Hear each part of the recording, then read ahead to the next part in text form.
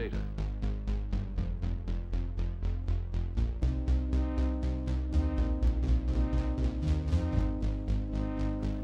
It is really two computers, but only one is an operating system. The other with the same vast memory, checking calculations and results. Ready to take over in a matter of seconds is an operating system. The other with the same vast memory. All right, welcome to Across the Chain. This is our first episode of our live stream. This is going to be mostly about general market news. Across the Chain. We're definitely going to be delivering some educational content of our We actually live really stream. believe, I personally believe This that is going to educational be content mostly is about general market news. across the chain. Definitely This is going to our be delivering I would say a lot of educational episodes content. of our We actually live really stream believe, out I there. personally This believe is that going to be educational content mostly is about different general local market news. news. Definitely going to be delivering. I would say a We lot of are educational going to do our content. best to deliver We actually live really stream believe, out I there. This personally believe is that going to be educational content is mostly different about general local market news. news. Definitely I would say a lot of educational And we're also going to serve the community by giving some market data, some market news. And there might be some tutorials here and there on how to do things, and within crypto, maybe how to trade or how to set up your wallet, just general how-tos. And I don't know, we're just sort of gonna evolve over time. So what I do want to say about Across the Chain is a lot of people are gonna find out or may know that Across the Chain is produced by DCAP, which is Decentralized Capital Allocation Protocol. It's our company. And Across the Chain, though, is a completely separate platform. We don't want to, we want the narrative here and the information we deliver here to be separate from our company, from our token, from our ecosystem, and all that kind of stuff. This is meant to be meant to reach the general crypto user. We definitely don't want to make people feel like they need to be in DCAP or a part of DCAP to digest the content that we deliver here. And it's important that the information we deliver here be separate and independent, just for credibility purposes. So we're going to strive to absolutely do that. And of course, I don't you want to be aware of scammers. This is our first episode, so I can't imagine there'd be anyone out there, but I will never reach out to you and ask you to send me money. I'll never ask you, or I probably won't reach out to you directly at all. So just be aware of people operating on unofficial channels. And if you need to reach out to us, you can reach out to us at Across the Chain. Well, we haven't really set up this email yet, but we'll set up an email. We'll deliver it in the comment section, where if you have any questions, you can reach out to us directly. Okay, so now that nice little intro is done, let's get into a couple different things. Let's get into some market news. We've got the Celsius regulation. I don't know if you guys saw this hit the news wires, but I really love. It's like one of the first things I do when I wake up in the mornings. I pop on TradingView and I start looking at all the different articles that's going on in the industry. It really gives me a sense of how different companies are moving, and the different deals that they're getting into, or regulatory concerns, which is like a big thing that we're seeing right now. So we're seeing that regulators stop U.S. Celsius users from earning yield, right? So these are the reward programs. I think we're going to start seeing this across the board. I know that with DCAP, we put a very strong emphasis on the legal side and the regulatory side, just because when we're seeing this massive adoption that we've seen in cryptocurrency in just the most recent 2 months, it's been really, really mind-blowing. And what we've always known and what we've been preparing for is, as we get into mass adoption, and this is on the corporate level, where corporations are really starting to get into crypto and operate their own cryptocurrency or operate within blockchain, and then also with governments. Before these big enterprises and governments move into cryptocurrency or start utilizing blockchain technology within their normal business function, they're gonna wait for regulations, right? So for regulatory committees to establish the do's and don'ts and how you can operate within the technology. So we have been trying to anticipate exactly what those are going to be, and one of the big ones is all of these different rewards, these different cryptocurrencies that have rewards. So you've got the more famous ones in the DeFi space where they do a reflection or a redistribution, or if you hold you hold their token and they'll airdrop you, BNB or BUSD or whatever it is. All of these different rewards.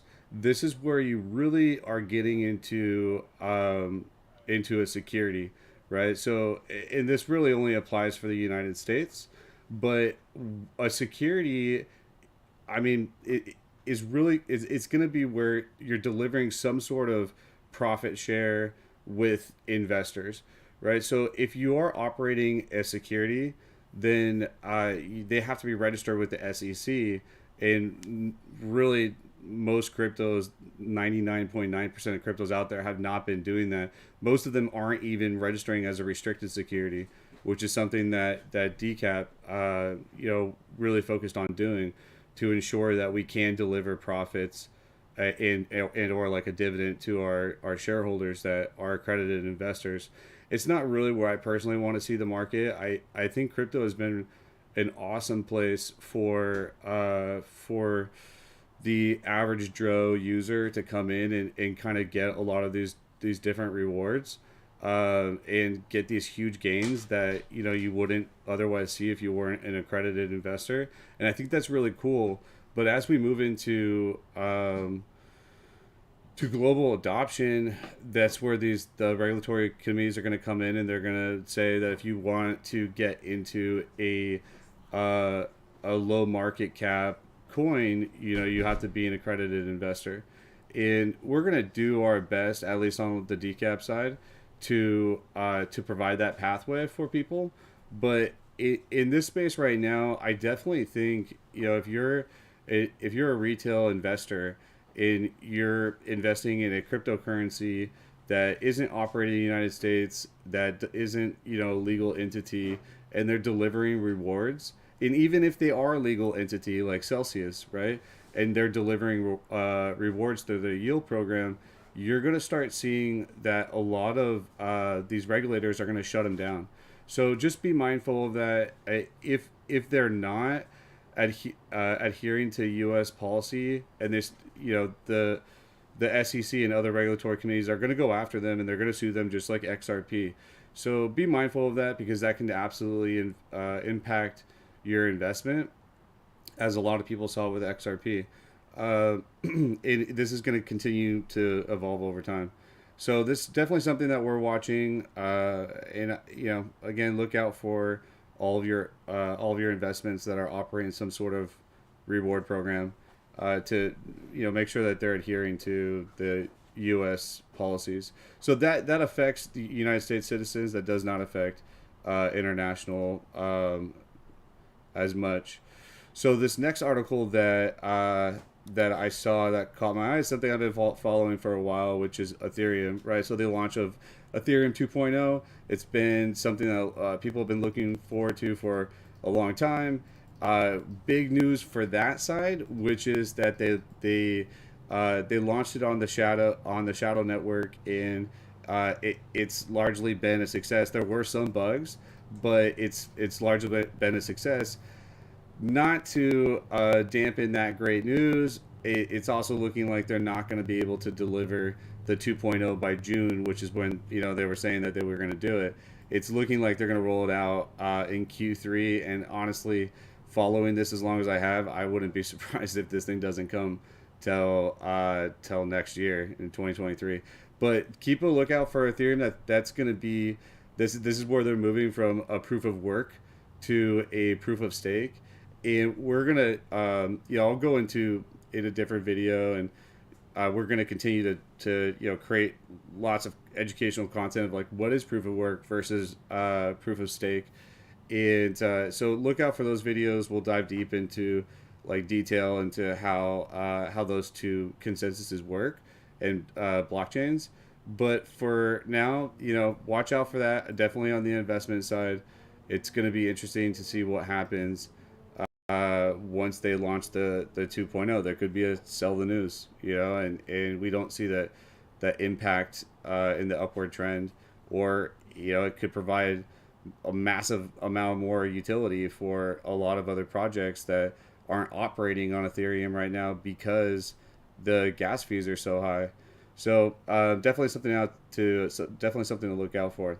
The other thing that I loved seeing in the news wires this morning was BlackRock and Fidelity investing in Circle, and I think it was 400 million that they got in their funding round. And I like that BlackRock is the largest. Jay in here? Yeah, The largest, right?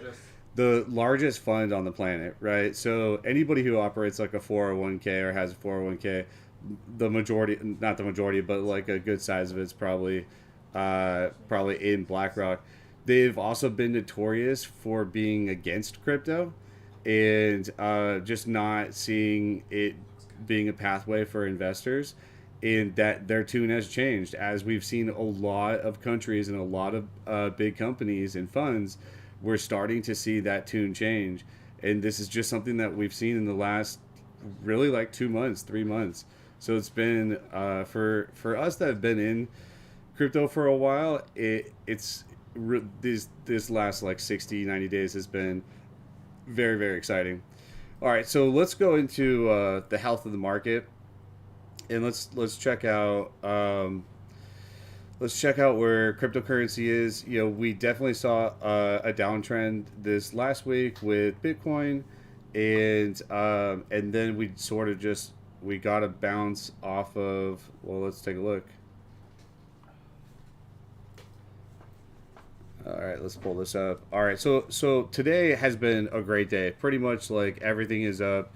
There have been a lot of concerns with inflation, and especially in the United States, coming off of the global pandemic where we were essentially just printing money. So we were expecting a lot of these issues coming to light, and then we're seeing interest rates go up as well. I think I was reading earlier that the housing market interest rates were topping off at like 5%, which is pretty significant considering, like, I bought my home, I don't know, like 18 months ago or 2 years ago, probably like 18 months ago, and it was like 3%, and now it's at 5%. That's pretty significant. So a lot of concerns that that'll fluctuate the market quite a bit, but we definitely saw a resurgence today. Everything looks like it's up. Bitcoin itself is up 2.92%, Ethereum 2.65%. We've got Binance is up 1.93%. Binance has been fun to watch as of recently. We've seen a lot of sell pressure, and then it bounces right back. So, but looking at Bitcoin, for me, I am a really firm believer in cryptocurrency, obviously, and blockchain technology, and I really believe that it's the way of the future, and that it is going to see global adoption, and it will be everyday life as far as how businesses function in the world, interacting with blockchain. And so for me, my investment strategy, and nothing that we say here is ever going to be investment advice. This is just, I'm just a jabroni in a garage. Like, this is just my opinion, right? So make sure that you don't necessarily take everything that I say as investment advice, because it's not. So for me, investing is all about accumulation. So right now, I don't care if Bitcoin is going up or down, or Ethereum or whatever else I'm invested in. I'm just taking a portion of my paycheck and I'm putting it in crypto, right? And whatever I feel is the best buy at that current time, I'm just gonna keep on accumulating as much as possible, because I believe that the whole market especially when I enter my retirement years, which I don't know if that's ever going to happen because it's just not the way I work. But that it's going to be significantly higher than it is right now. So I'm not really looking for price targets. I'm just and that's like I said, that's not investment advice. I just want to continually be purchasing. So looking at let's see if we can pull up the wider chart here, or the advanced chart. Well, that's pretty significant. Let's pull that back to like on. So I like looking at 4 hours and then zooming out from here. So we can see, well, again, that's like still very far. We're definitely in an upward trend. I am very curious where we are gonna find the true bottom in resistance. There are a lot of people who are talking about Bitcoin dropping even lower than this and finding its previous support, not resistance, but previous support around like 28, 22. There are so many global impacts from geopolitical to financial to the what's going on in Ukraine, what's going on with inflation, that can impact a lot of this, and the way consumer sentiment, it really institutional sentiment towards cryptocurrency, the way that we've seen it shift like significantly in the last 90 days, 60 days. For me personally, it's really difficult to look at a chart fundamentally and kind of guess where this is going. But I like what I'm seeing right here. I like seeing the bounce off 33.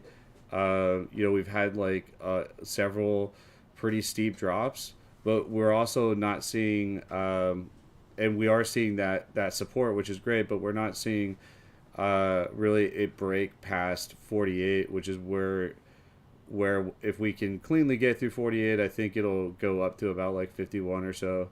And we are going to do more TA videos and content wise, but for right now we're just going to generally talk about the market. I believe the market is pretty positive. I'm going to continue buying. It's going to be interesting to see what happens here. I think global market cap I saw just went over 2 trillion. Last year we saw it peak around at 3 trillion, I believe. I think it just came back a little bit underneath 2 trillion, but all in all, I'm happy with what I see. All right, so we're gonna go into in our DCAP community because this is our first episode, and so we haven't built really like a strong subscriber base here. We've been kind of fielding questions from the DCAP community, and we've got a couple here that we'll go over. This one's from Mike. Let me pop this up real quick. This one from Mike. He says, I think when most people hear NFT, they think monkey JPEG. All right, yeah, I mean he's talking about Bored Apes for the most part. That's pretty funny. But it would be cool to get a bit of a deep dive on what NFTs actually are and how they can do in the real world. So what Mike is talking about here is, and I agree with Mike. What he's saying is that when people think of NFTs, they're thinking of Bored Apes, or they're thinking of some artwork, so like some digital artwork that potentially like a 15-year-old made like in their apartment, right? That really didn't take much skill, but all of a sudden, all of a sudden it's getting sold for millions of dollars. I think people are going batshit crazy over this stuff. I think it's like really, really crazy to see so much money being thrown at something that I truly believe is not gonna hold its value whatsoever. It's just this craze. Like, people are out of their mind.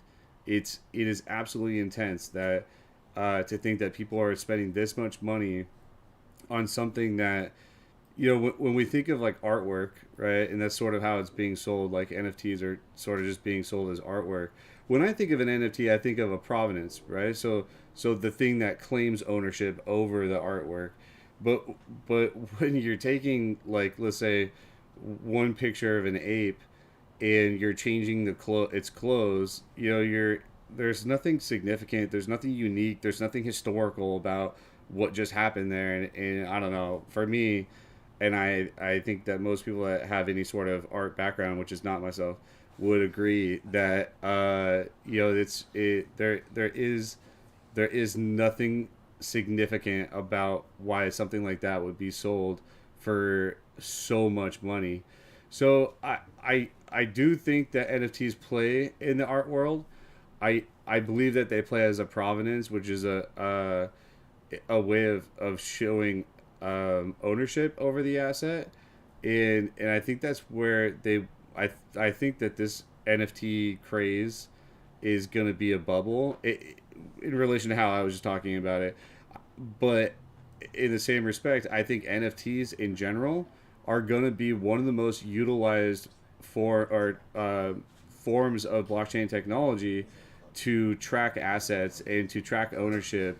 They have a tremendous amount of utility across the board, and we're going to be delivering more content specifically on this subject. This is a subject that I'm really passionate about, because NFTs, I think, are really going to like change the way people interact with everyday things. So I'll just give a couple examples, and then again we'll dive deeper in some other videos.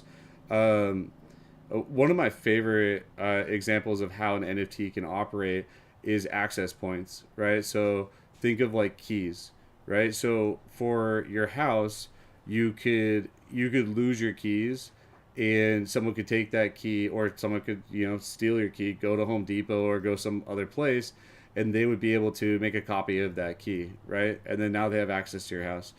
So imagine having a door that only opened with an NFT. And here's how it works.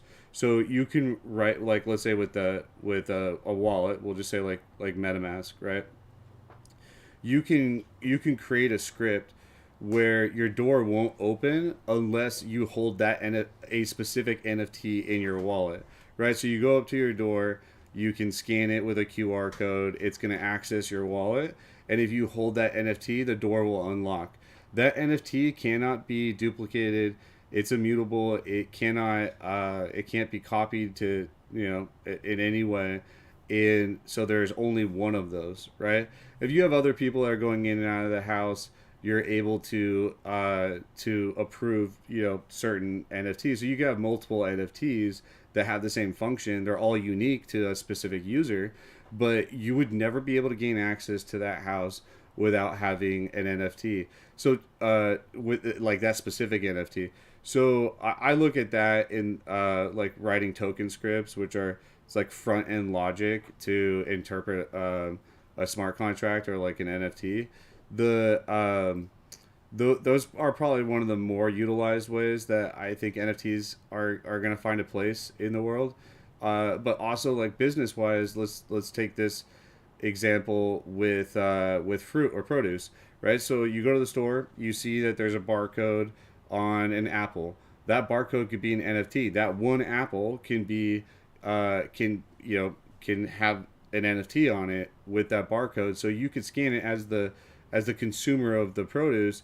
You'd be able to scan that. You could look at the blockchain, and you could look at the full supply chain, like where that apple came from, like what farm it went to, when it got checked into a distribution center, when it hit the grocery store. You could actually see the whole pathway of that produce, and so you could see the freshness of the produce.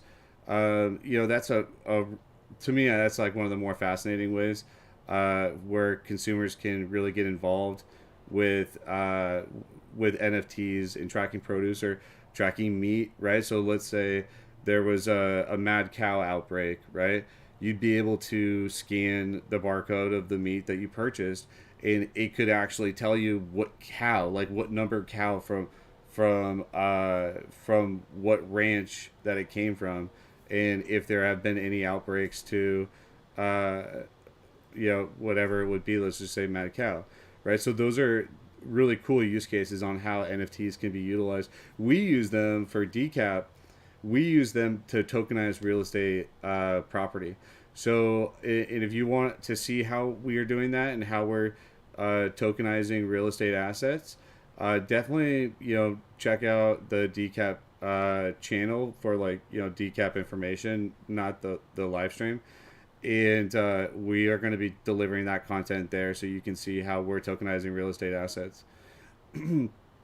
Going on past the NFT, let's go into this comes from Anne. As we know, education can reduce investment fear. For me, never having invested in anything in life, I not only want to learn about it, but I want to practice it. Practice is a key part of education. In investments and education, I like simulations and simplicity. I'm just speaking generally.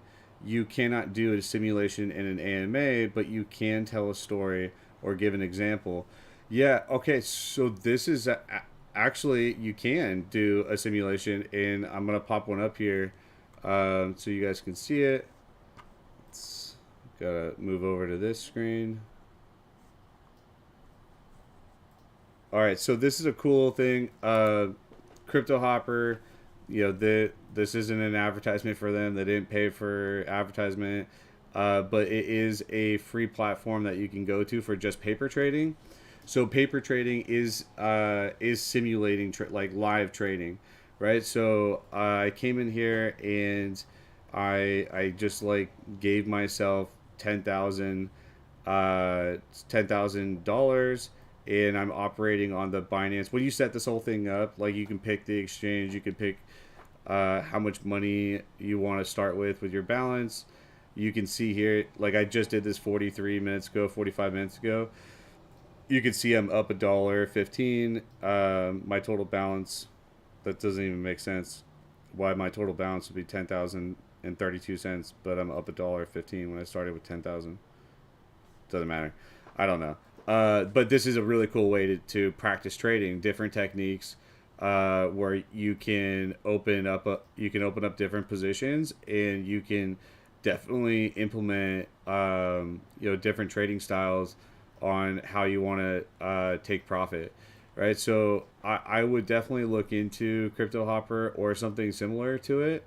It will be, for Anne especially, and for anyone watching that wants to get into crypto, trading crypto, paper trading is the best way to start, in my opinion, because it allows you to trade in the real world market data and environment, but it without the fear of actually losing cash. So as you're trading and practicing these different strategies, when you feel that you've got a good hold on it and that the strategy is working for you, then you're able to switch off of paper trading and actually implement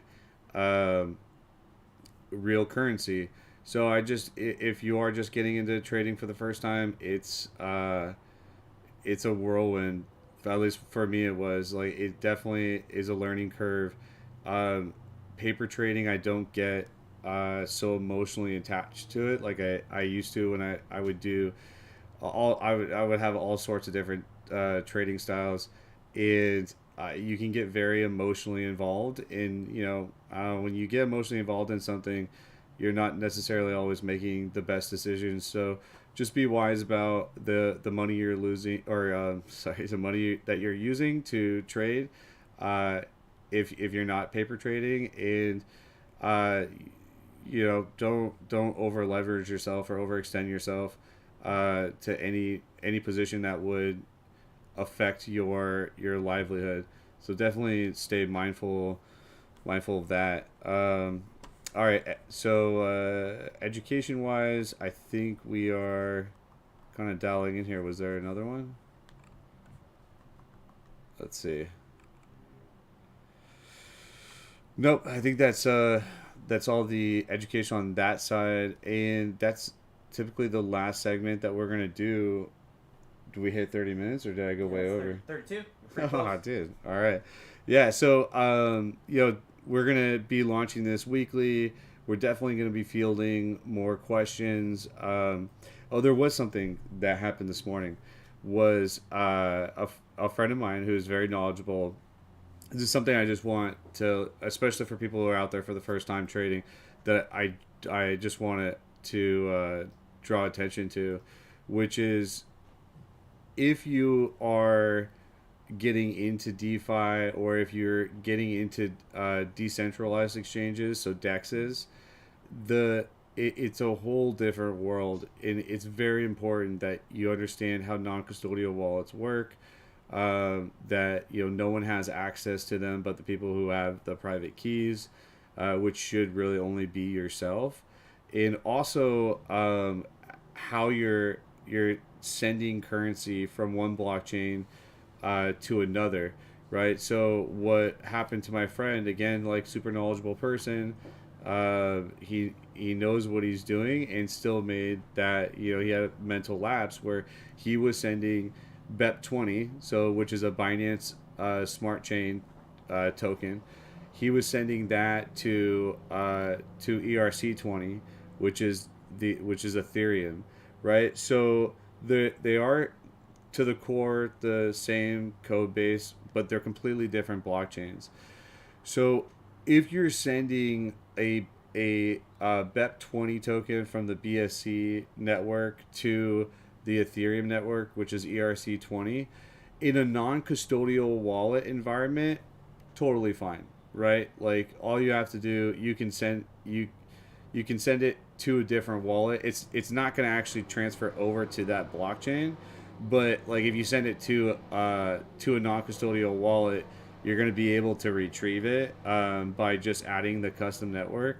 What happened to him was he sent a BEP20 token to Coinbase, and Coinbase does not offer any support for Binance, right, or for BEP20. So he lost quite a bit of money because Coinbase isn't going to help him retrieve it. By the way, Coinbase is fully capable of doing that. They're absolutely capable of retrieving that or giving him the private keys, but they are deciding not to. I don't know, because maybe they hate Binance. I really don't know. They're absolutely fully capable of doing it though. So be mindful of when you're sending token to what network you're sending it to, and that if that wallet is a custodial wallet, meaning that it's controlled by a corporation or an entity, like someone who can access that wallet, that if you are sending it to a centralized database, that they support the token that you're sending over there. Otherwise, you will lose your funds. So just something to keep mindful of. Anyhow, thank you for tuning in. We'll see you guys next week, and trade safely. To it come continuous streams of data.